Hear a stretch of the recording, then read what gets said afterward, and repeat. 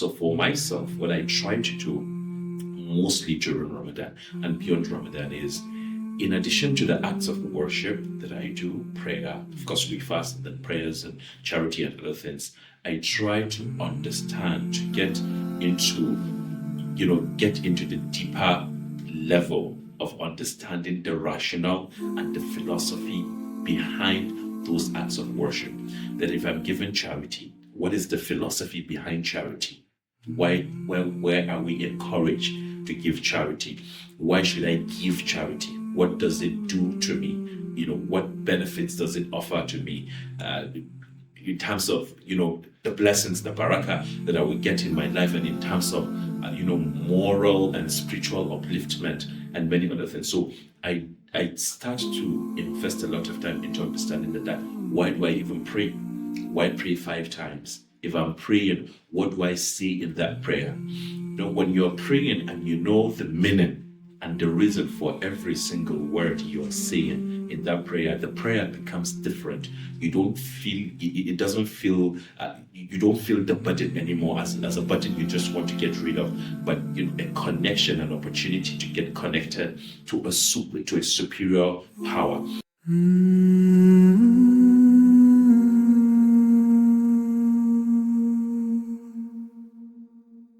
So my name is Ahmad Muhammad Ahmad. I am a speaker, founder, and a strategist.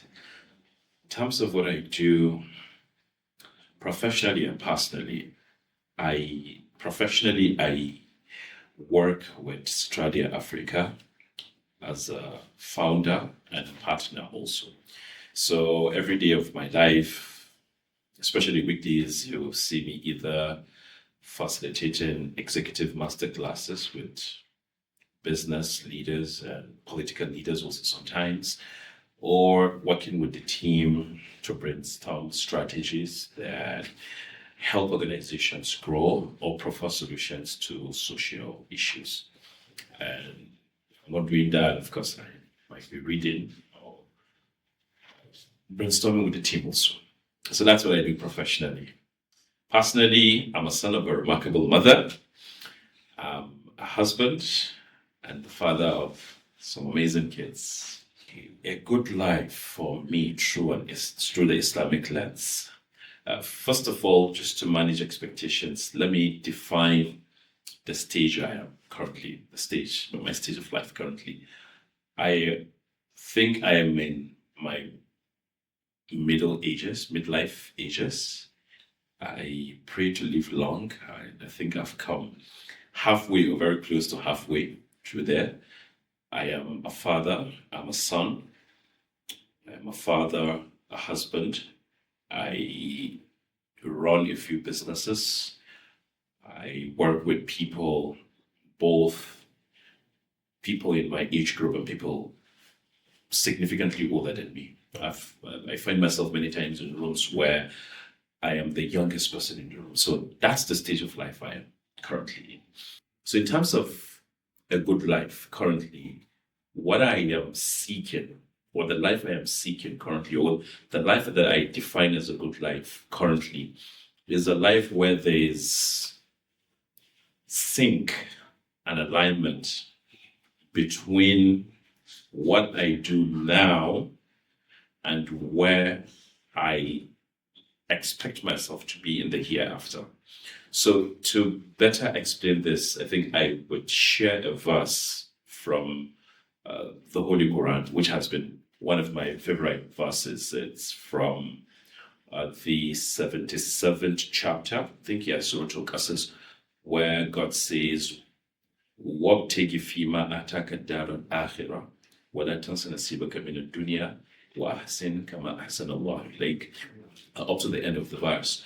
That وَابْتَغِ فِيمَا آتَاكَ الدَّارَ الْآخِرَةَ, that you should use what you have been given in this world to build or seek your hereafter. وَلَا تَنْسَ نَصِيبَكَ مِنَ الدُّنْيا, but also don't forget your share of this world. وَأَحْسِنْ كَمَا أَحْسَنَ اللَّهُ إِلَيْكَ, be kind just as God Almighty has been kind to you.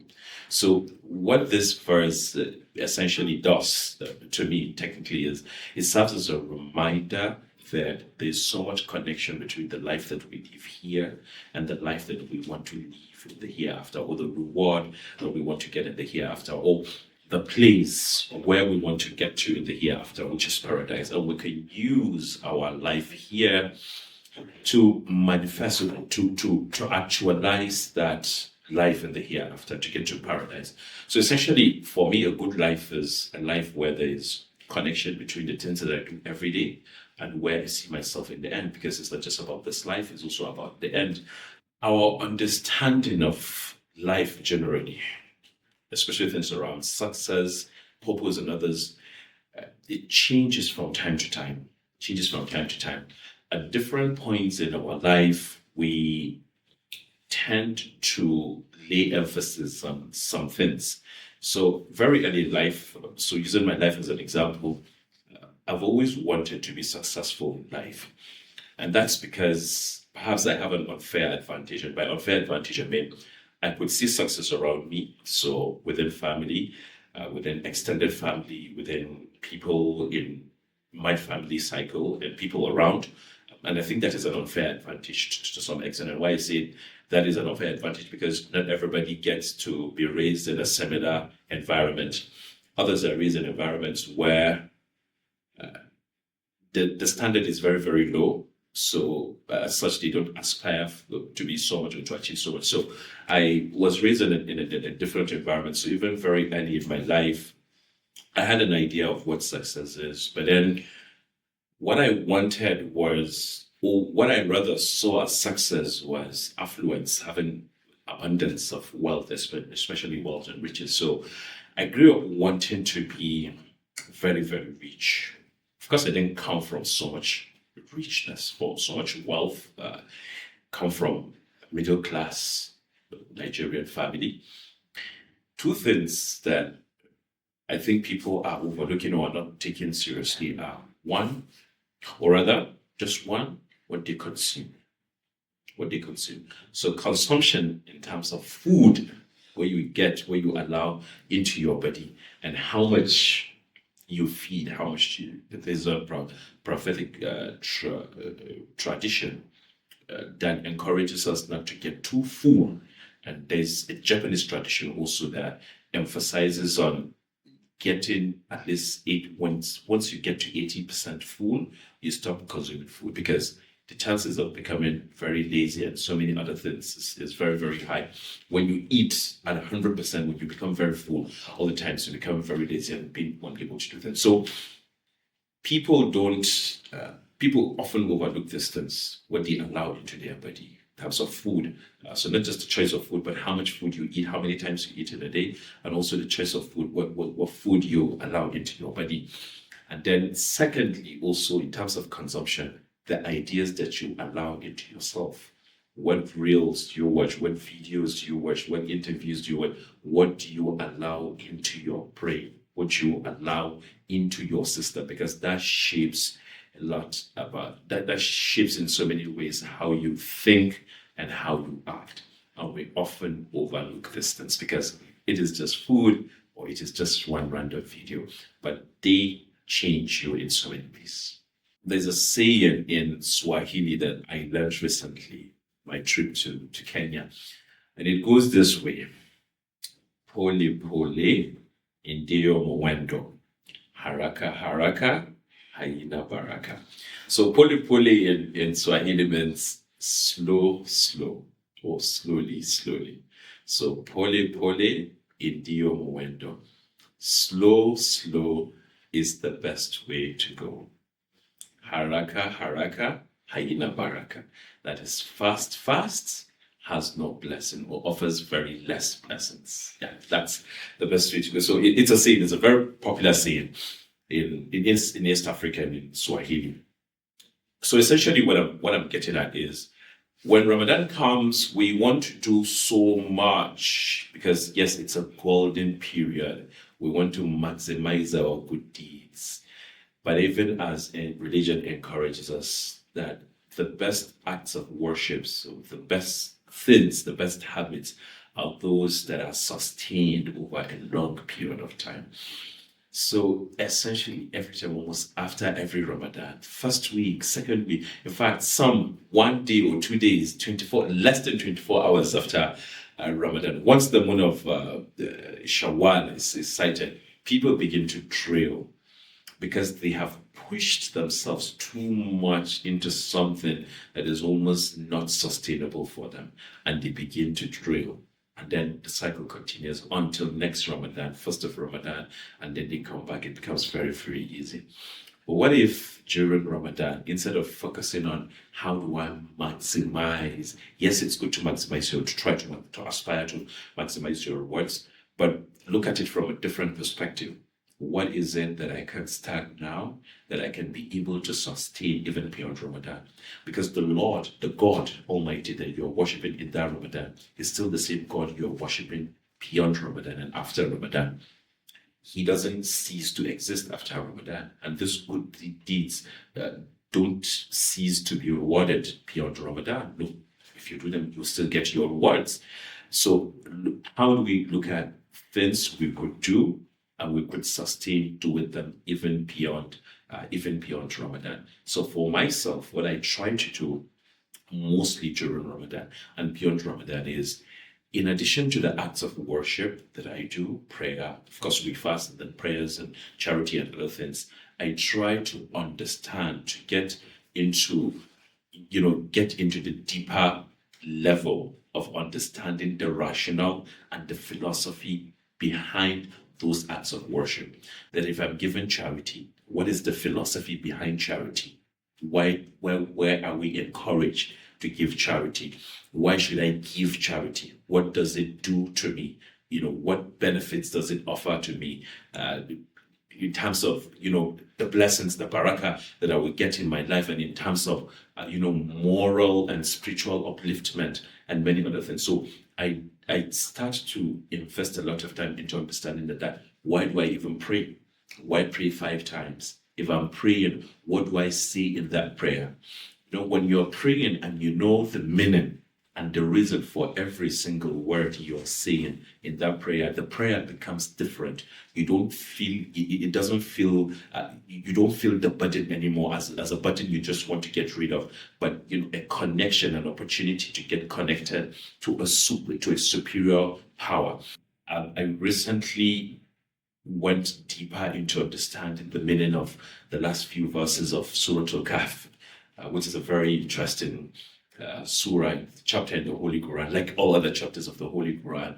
And there was this part of the Quran where God was saying, God said, if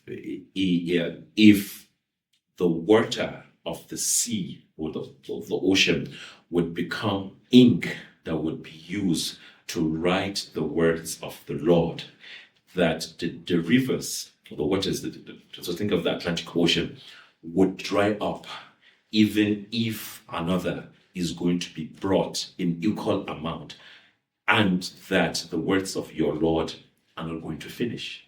It tells you, what this tells me is the depth and the breadth of the awareness and knowledge of God Almighty. So, and how do I apply this? So how do I reflect on this in my personal life? That when things are happening to me, it doesn't mean God is not aware.